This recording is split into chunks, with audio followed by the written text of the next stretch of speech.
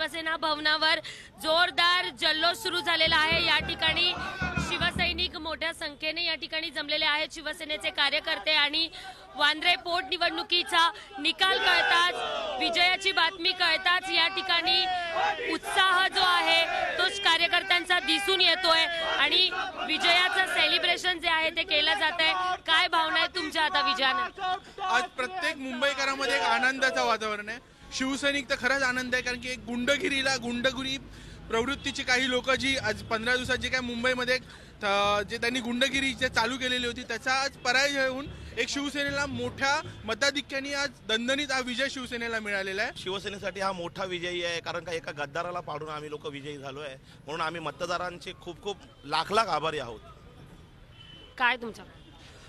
बेडकी फुगली तरी तिचा बैल होत नाही, तसंच फुगला आणि शेवटी मातोश्रीमध्ये फुटला। नारायण जो होता हा या वॉर्डात न राहून तो उभा राहिला, त्यांनी राहायचं होतं तर याच्या आधीच राहायचं होतं, बाळासाहेब उभे होते तेव्हा, त्यामुळे याला काय अर्थ होत नाहीये आणि हा विजय खरोखर बाळासाहेबांना अर्पण केला।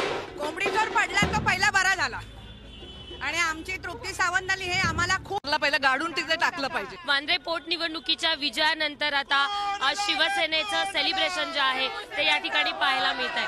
व्हिडिओ जर्नलिस्ट शैलेंद्रसह दीपाली जगताप पाटील, झी मीडिया, मुंबई। झी 24 तास रहा एक पाऊल पुढे।